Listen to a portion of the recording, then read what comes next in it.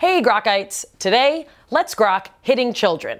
Or let's grok not hitting children. I don't believe in hitting children as a disciplinary measure. I know that the Bible says, "He who spares the rod hates the child." That's actually a quote from Proverbs. But have you never heard of hyperbole? Or historical context? In biblical times, it was also totally a thing to throw stones at a disobedient son. So let's not use the Bible as our parenting guide for the 21st century, okay? Great. Science is on the side of not hitting children, as we're starting to see the first longitudinal research demonstrating the long-term behavior of kids who were hit. Of course, there are exceptions to every rule, but statistically speaking, for the most part, the results are not favorable. Major medical organizations are now definitively stating that there is no compelling evidence that hitting children is the only way to raise polite, disciplined children. So why does hitting stop unwanted behavior? Why does it work? Well, animals generally seek out pleasure and avoid pain. That's called the pleasure principle. Shout out to Sigmund Freud. Woo-hoo! When any animal experiences a strong aversive or negative stimulus,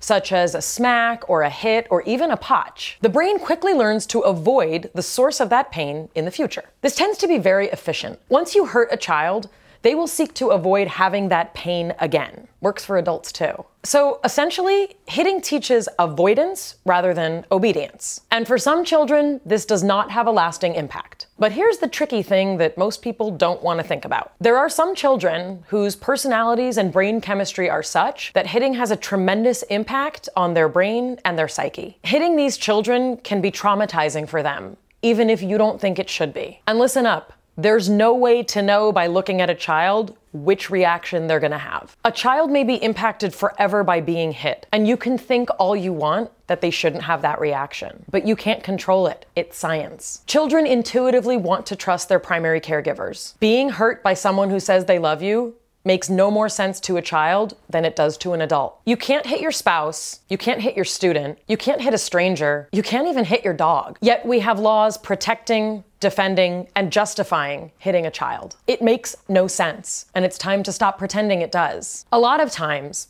I would argue most times, if we're really being honest with ourselves and in touch with our emotional and psychological needs and well-being, we hit because we run out of patience. Or we miss the first signs our children were giving, indicating that they needed attention or food or even a bathroom. In families with many children, or in houses where help is short and patience is low, I understand how tempting it is to look for quick solutions to behavior that you don't want to see continue. But I have to believe, as a society, we can work towards more compassionate ways of disciplining children. You're probably asking, well, what about you? You probably have help. I've actually never had help with my children, except from my ex-husband. I don't turn them over to a nanny and therefore have abundant patience. Of course, there are times where I'm driven mad by my kids. But since I don't believe in hitting children, I've had to find new ways to discipline them. My children are not spoiled because I don't hit them. I believe in and enforce discipline. I'm one of the stricter parents I know, I promise. It's not my job to be my kids' friend. I'm their mom. Children need structure and boundaries in order to become productive members of society.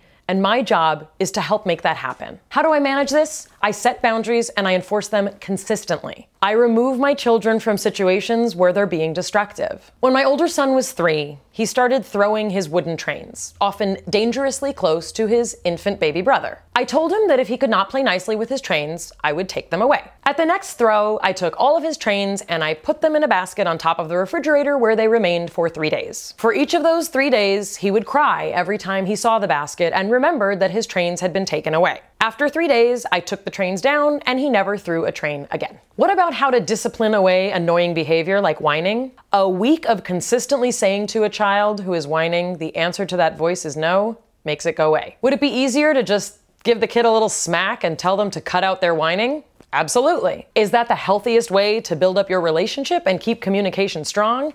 Absolutely not. I did not have children who unpredictably ran away from me. But if you have a child who unpredictably runs away from you and darts into traffic, it's your responsibility to keep them close to you. Assuming they are old enough to understand, a very stern, upset voice and a firm directive that that behavior is not okay can work. If they aren't old enough to understand, keep them close to you with no exception. And know that physical force is not the only answer. Being consistent with a child in order to have them respect your sense of discipline means I don't make threats I don't intend to carry out. If I say, if you can't stop throwing sand, we're leaving the park, the next time they throw sand, we're leaving the park. And every parent within a 15-mile radius of my house has seen me leave the park with one, and sometimes two, wailing and hysterical children, because that's oftentimes what following through with discipline looks like. Does it stop the behavior? Yes. The parenting I choose to live by reminds me to work towards building up my relationship with my children at all times, and to remember that everything I do shows my vulnerability, my compassion, and my love for them on a daily basis. And this is emotional money in the bank, so that when we have challenges, we can work from a foundation that's based on comfort, safety, and a mutual desire for growth. For more information on gentle discipline and working towards a family without violence, hostility, or punitive discipline, please visit the quality parenting links below. Hey Grokites, as I mentioned, we're back to doing voice videos and I want to see your comments. So comment below, make sure you subscribe to my channel, tell your friends, all those good things. See you next time.